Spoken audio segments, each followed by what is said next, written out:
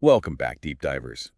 Today we're going deep into a story about how Britain transitioned from, well, a sprawling empire controlling vast territories to a financial powerhouse. It wields influence through the flow of global capital. And it's a transformation that has its tentacles reaching every corner of the world. It shapes economies and impacts lives even today. You know what's really remarkable is that this wasn't a clean break, a sudden shift from the past. Yeah, It's more like, well, Britain faced the decline of its empire right. and cleverly adapted, its imperial playbook to a whole new game, the high-stakes game of global finance. So let's set the stage here. We know the British Empire had its sunset moment. Countries across the globe were declaring independence. Hmm. And the Suez Crisis in 1956 really hammered home the end of Britain's dominance on the world stage. Yeah. But how did this waning empire become a financial titan?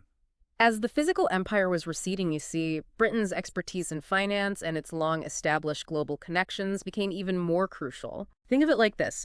The City of London, Britain's financial heart, was already a major player. But as the empire shrank, the city evolved and adapted, becoming the global financial hub we see today. So amidst this reshaping of the financial landscape, we encounter the enigmatic rise of the eurodollar market. Yeah, Can you shed some light on how this market emerged? absolutely.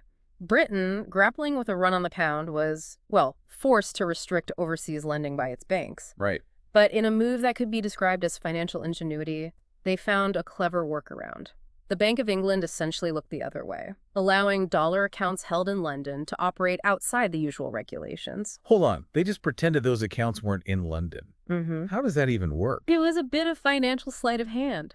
By treating these dollar accounts as if they existed in some undefined offshore zone, they avoided a lot of regulatory scrutiny and, of course, taxes.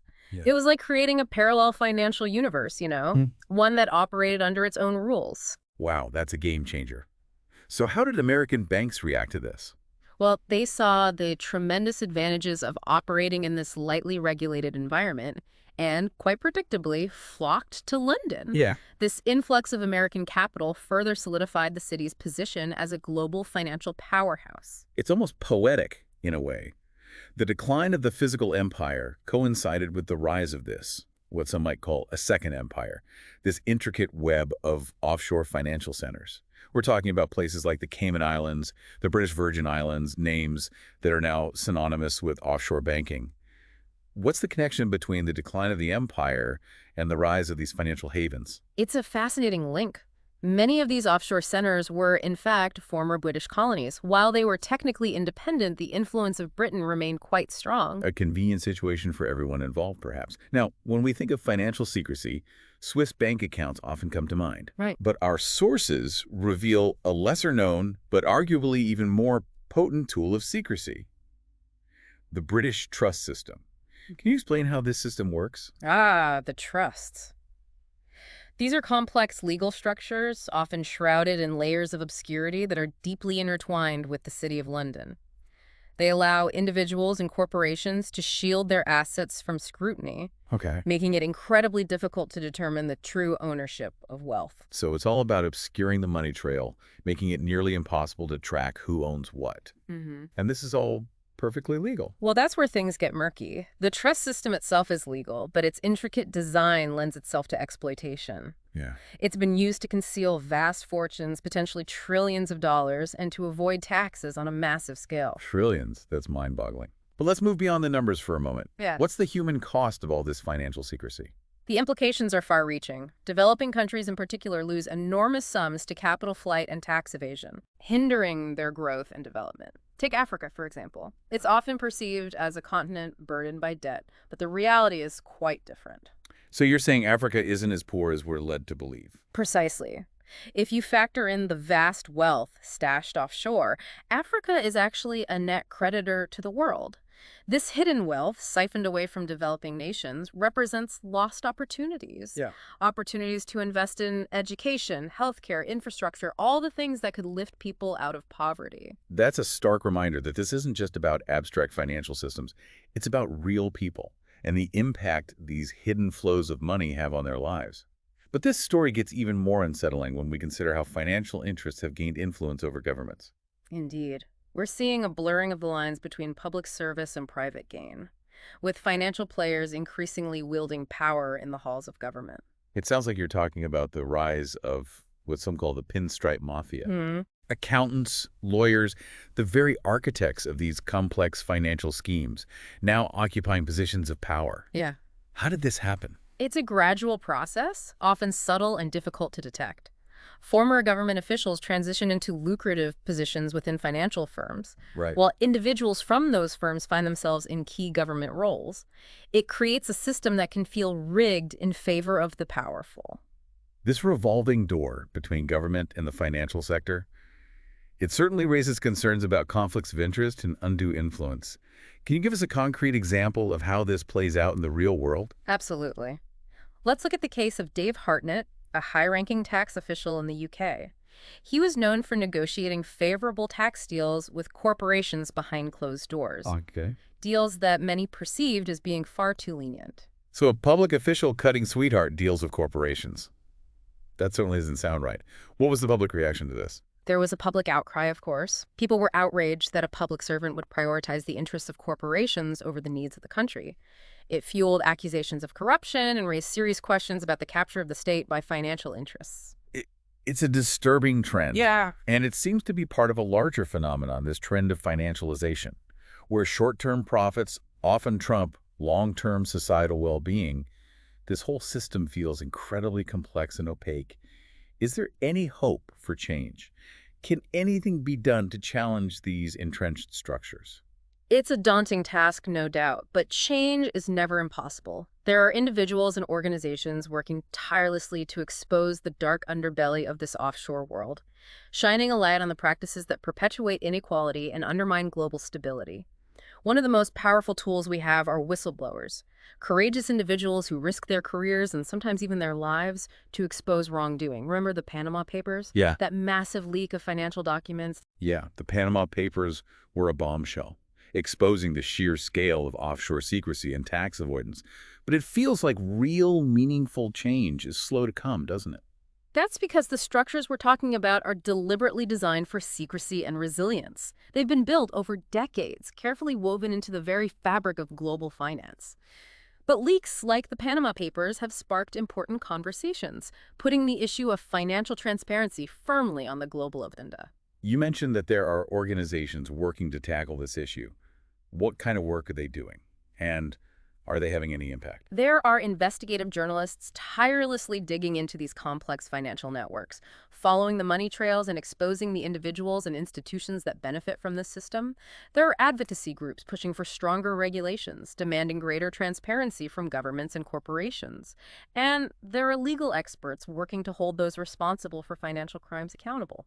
It's a multifaceted approach then, tackling the issue from multiple angles. But we also need to talk about the role of governments. After all, they have the power to enact laws and regulations, to enforce those laws, and to cooperate with other countries to address this global challenge. What's the political landscape looking like?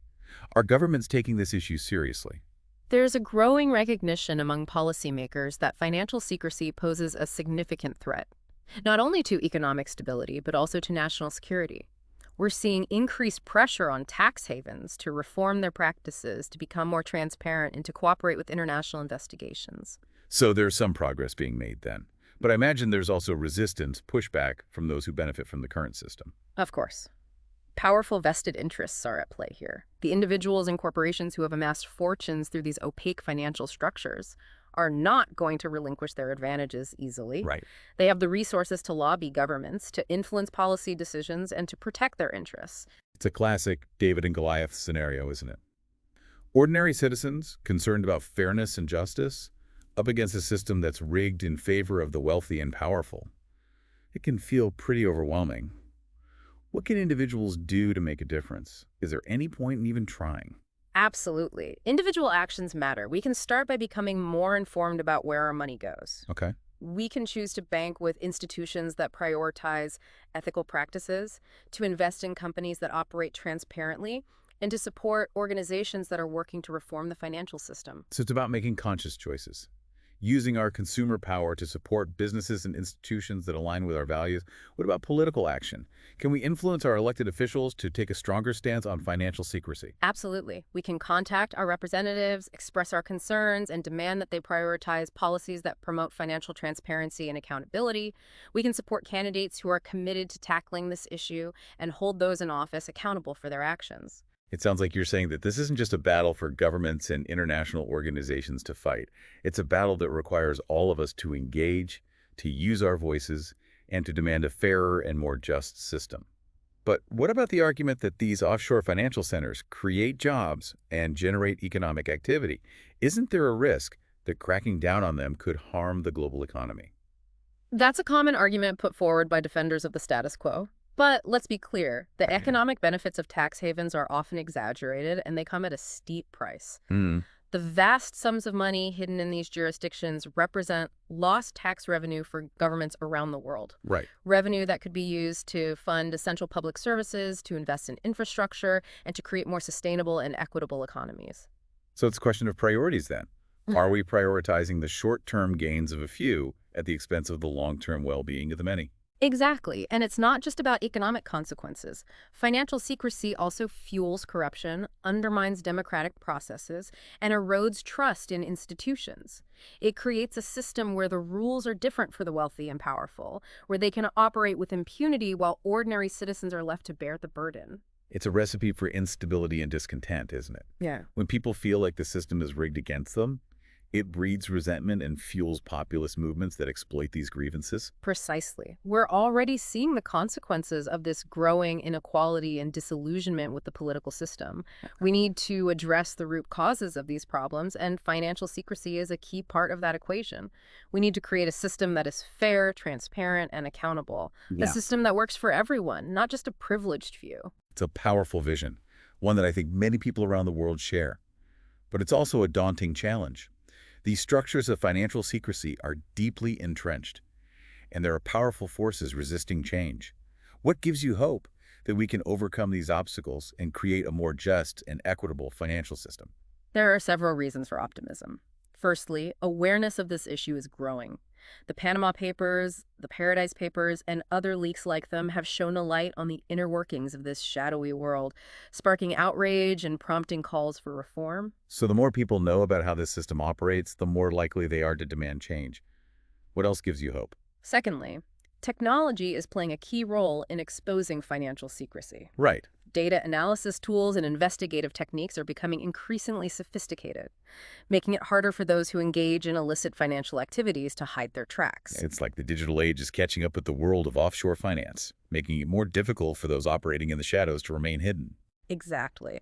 And thirdly, there's a growing global movement for greater financial transparency and accountability.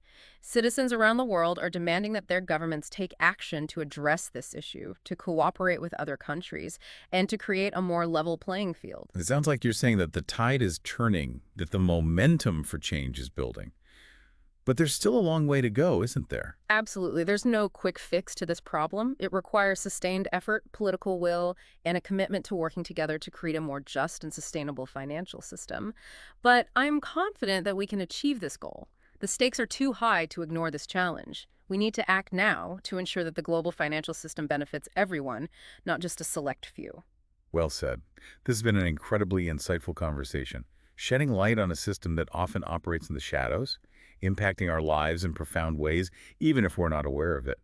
What are some of the key takeaways from this deep dive into the world of financial secrecy? One key takeaway is that this is not just an abstract issue. It's something that affects all of us. The vast sums of money hidden in offshore accounts represent lost tax revenue for governments, hindering their ability to provide essential services and invest in the well-being of their citizens. It's a reminder that this is not a victimless crime. The consequences of financial secrecy are felt most acutely by those who are already marginalized and disadvantaged. Another key takeaway is that we all have a role to play in challenging this system. We can make informed choices about where we bank, how we invest our money, and who we elect to represent us.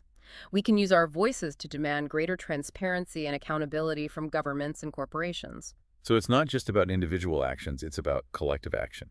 It's about working together to create a system that is fair, just, and sustainable for everyone. Exactly. And the final takeaway is that there is hope. While the challenges are significant, there is a growing global movement for change. People are becoming more aware of the issue, technology is making it harder to hide illicit financial activities, and governments are under increasing pressure to take action. We need to seize this momentum and continue to push for reform. The future of the global financial system is at stake. This deep dive has certainly been eye-opening, revealing the intricate web of financial secrecy that operates beneath the surface of the global economy. Hmm. It's a complex issue, but one that we can no longer afford to ignore. We need to engage, to learn, and to act, both individually and collectively, to create a more just and equitable world. It really makes you wonder, doesn't it? Where does our money actually go? We've been talking about these vast sums flowing through offshore havens, these intricate trust structures Yeah. designed to obscure ownership. Right. But it's easy to feel disconnected from it all. It is. It's easy to think of it as something that only affects the super rich or, happens in far off places. But the truth is, this system touches all of our lives. Okay. Think about your bank accounts, your investments, even your pension funds. They're all part of this global financial network. And the decisions made within the system, often shrouded in secrecy, can have a ripple effect on economies, on governments, and on individuals around the world. It's like this hidden world of finance is operating in parallel to the real economy, but the consequences are very real, aren't they? Absolutely. The decisions made in those boardrooms, the deals struck behind closed doors, can influence the cost of living, the availability of jobs, the quality of public services, the things that impact our daily lives in tangible ways. So what can we do about it? We've talked about raising awareness, demanding greater transparency, pushing for stronger regulations, but it can feel overwhelming, like we're up against this immense, complex system. It's true. It's a formidable challenge, but I think the key is to remember that we're not powerless. Yeah. We have choices. We can choose to support businesses that operate ethically, to bank with institutions that prioritize transparency, to invest our money in ways that align with our values. We can also use our voices to demand change from our elected officials, to hold them accountable for ensuring that the financial system serves the public good, not just the interests of a select few. It sounds like you're saying that change starts with awareness, with educating ourselves about how this system works, and then making informed choices that reflect our values. But what about the argument that trying to regulate these offshore financial centers is like playing a game of whack-a-mole? That as soon as you shut one down, another one pops up somewhere else. That's a common refrain from those who resist change, but I don't think it's an accurate reflection of reality. While it's true that there will always be those seeking to exploit loopholes and operate in the shadows, we can make it much harder for them to do so. Right. By strengthening international cooperation, creating global standards for transparency, and enforcing those standards rigorously, we can make the cost of engaging in illicit financial activities much higher. So it's not about eliminating these havens altogether, but about making them less attractive, less profitable for those seeking to evade taxes, launder money, or hide their wealth. Precisely. We need to create a system where the benefits of operating legitimately far outweigh the potential gains from engaging in shady practices. And that requires a combination of strong regulations, effective enforcement, and a shift in mindset. Yeah.